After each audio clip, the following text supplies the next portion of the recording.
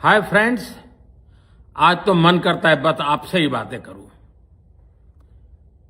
जंतर मंतर पर जो कुछ भी हुआ देश और दुनिया ने देखा है।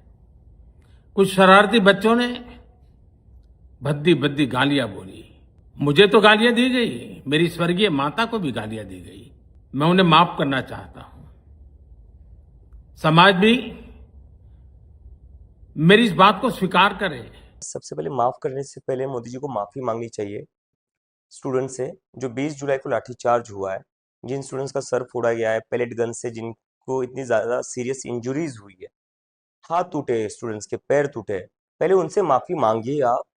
अभिजीत जी, आज जो मोदी जी ने वीडियो शेयर किया है उसमें उन्होंने कहा कि जो स्टूडेंट्स ने मुझे गालियाँ दी थी मैंने सभी को माफ कर दिया। इस पर मुझे ये लगता है सबसे पहले माफ करने से पहले मोदी जी को माफी मांगनी चाहिए स्टूडेंट से। जो 20 जुलाई को लाठीचार्ज हुआ है, जिन स्टूडेंट्स का सर फोड़ा गया है पैलेट गन से, जिनको इतनी ज्यादा सीरियस इंजुरीज हुई है, हाथ टूटे, स्टूडेंट्स के पैर टूटे, पहले उनसे माफी मांगिए आप, और उसके बाद माफ कर सकते हो आप। पहले माफी तो मांगिए। जो 20 जुलाई को हुआ, जो ब्रुटैलिटी हुई, आज तक इस देश में वैसी ब्रुटैलिटी स्टूडेंट्स के अगेंस्ट कभी नहीं देखी गई। तो मुझे लगता है नरेंद्र मोदी को पहले उसके लिए माफी मांगनी चाहिए। उसके बाद दिखाइए आप कितने बड़े इंसान है, कितना बड़ा दिल है आपका। फिर आप माफ करने की बात करिए, और माफ बस इंस्टाग्राम पर मत करिए।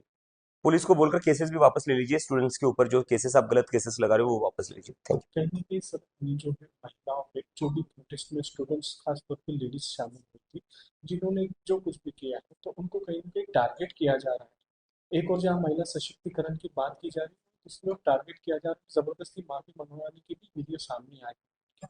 इन लोगों का ये तो हथियार है ना, मतलब हम देख रहे, ये बस आज से नहीं है, कितने साल से बीजेपी का आईटी सेल महिलाओं को गंदी गंदी गालियां देता है, रेप की धमकियां देता है। और इनका बायो आप देखोगे तो बायो में लिखा रहता है फॉलोड बाय पीएम मोदी। तो इन लोगों को तो ऊपर से सपोर्ट मिलता है पूरा ऐसी चीजें करने का। तो ये गाली गलौज तो इन लोगों की शुरुआत है, और इन लोग ये कहीं से भी महिलाओं की इज्जत करते नहीं है। ये हमेशा महिलाओं को गंदी गालियां देते हैं, महिलाओं को डराते और धमकाते, ये नहीं चाहते महिलाएं आगे बढ़े कहीं से भी। Hi friends. आज तो मन करता है बस आपसे ही बातें करूं। जंतर मंतर पर जो कुछ भी हुआ देश और दुनिया ने देखा है। कुछ शरारती बच्चों ने भद्दी भद्दी गालियां बोली। किसी भी सभ्य समाज को शोभा न दे ऐसे शब्दों का प्रयोग किया गया। मुझे तो गालियां दी गई, मेरी स्वर्गीय माता को भी गालियां दी गई।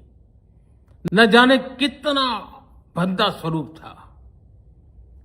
लेकिन मैं आज बात करना चाहता हूं कि बचपन में गलतियां होती हैं, और बचपन में गलतियों से सुधरने का अवसर भी होता है, और यही तो बचपना है। और इसलिए मैं समाज के अंदर जो आक्रोश है उसको भली भांति समझ सकता हूं। एक कल्चरल शॉक है कि हमारी बेटियां इस प्रकार की भाषा कैसे बोल सकती हैं। लेकिन समय है इन बच्चों को गले लगा करके राह दिखाने का। ये गुमराह बच्चे हैं, उनको राह दिखाना हमारा काम है। उनको सजा देना, अदालतों के चक्कर कटवाना, समाज में उनको प्रताड़ित करना, इससे हम परिस्थितियां नहीं बदल पाएंगे। मैं उन्हें माफ करना चाहता हूं। समाज भी मेरी इस बात को स्वीकार करे, क्योंकि मेरे मन में एक ही भाव है।